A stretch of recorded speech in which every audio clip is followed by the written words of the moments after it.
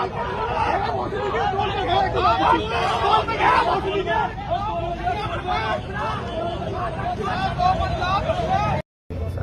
बड़ा ऊपर कर यार, बढ़िया आइडिया।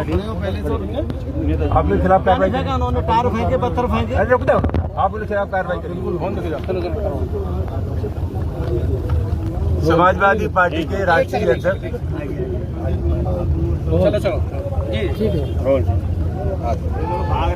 समाजवादी पार्टी के राष्ट्रीय अध्यक्ष श्री अखिलेश यादव जी के निर्देशानुसार हमें अभी सुनहरा जाना था। हमारे साथ हमारे जाति प्रकोष्ठ के अध्यक्ष भारती जी, लोहिया वाहिनी के प्रदेश अध्यक्ष, अम्बेडकर वाहिनी के प्रदेश संतोष जी और पार्टी के जिलाध्यक्ष, ये डेलीगेशन था। अरे 4 सिपाही भागे तो दौड़ जाएंगे वो। हम वहाँ जाकर के बस स्थिति का पता करना चाहते थे। अरे चलिए, और सही मानों में बात यह है कि पूरे उत्तर प्रदेश में आज दलितों पर अत्याचार की बाढ़ सी आई हुई है। अभी आगरा में नगला तलफी और बंगारा गांव, वहाँ भी दलितों की बारात नहीं चलने दी। रामपुर में एक दलित बच्ची के साथ जो कुछ हुआ वो लोग आप जानते हैं। हालांकि प्रशासन का कहना यह है कि हमने कार्रवाई की, हम इसको नाकाफी कार्रवाई मानते हैं।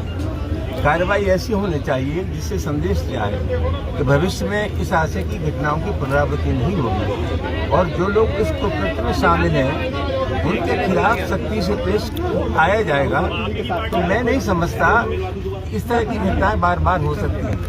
हमें लगता यह है कि ये जो सामंती मनोवृत्ति के लोग हैं उनको लगता है कि उत्तर प्रदेश की सरकार हमारी मिजाज की सरकार है, हमारे दिल की सरकार है, हमारे मन की सरकार है।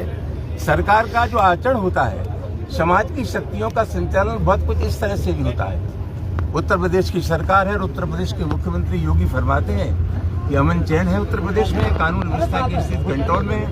हम समाजवादी पार्टी के कार्यकर्ता हैं और हम लोग कहते हैं कि उत्तर प्रदेश में कानून व्यवस्था की स्थिति ठीक नहीं है। उससे ज्यादा सही मूल्यांकन होता है आम जनता का। आम जनता क्या महसूस करती है वो ज्यादा महत्वपूर्ण है। और आम जनता में जो प्रतिक्रिया है सरकार की, इसको चलते मैं कह सकता हूं कि उत्तर प्रदेश में जंगल राज है। हमारी बात छोड़ दीजिए, अभी हाल में उच्चतम न्यायालय ने जो टिप्पणी की है सुप्रीम कोर्ट के है उत्तर प्रदेश की सरकार के कामकाज के बारे में, मैं समझता हूँ सबसे सटीक टिप्पणी है।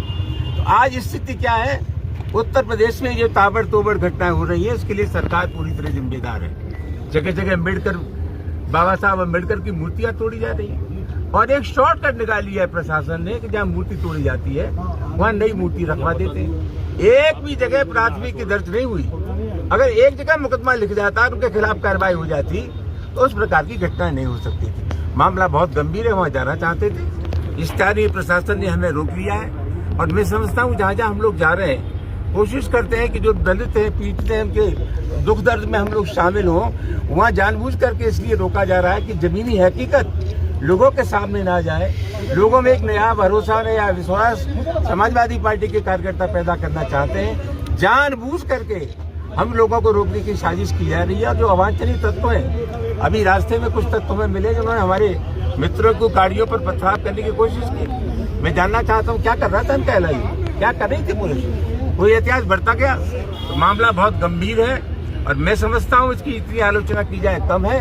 उत्तर प्रदेश में दलितों पर अत्याचार की बाढ़ आई हुई है, उसकी रोकथाम का कोई समुचित इंतजाम नहीं है। कुछ वर्ग के लोग मदान हो गए, अंधे हो गए, उन पर कोई अंकुश नहीं है। समाजवादी पार्टी अपना धर्म समझती है कि जो पीड़ित लोग हैं उनके पास हम लोग जाएं और उनसे कहें घबराओ मत, संकट की इस घड़ी में हम तुम्हारे साथ हैं। आपका कुर्ता फटा हुआ है, कौन सा? ये मुझे मालूम है। क्या वजह रही इसकी? इसी वजह है कि कुर्ता मेरा फटा हुआ था, लेकिन मुझे मालूम था कि कुर्ते के ऊपर जब जबारकट पहन लूंगा तो फटा हुआ कुर्ता दिखाई नहीं देगा। नहीं यार, जो नहीं मेहरबानी करके उससे मन जोड़िए। सर बुलंदशहर के लिए आप जा रहे हैं या रोका गया है आपको?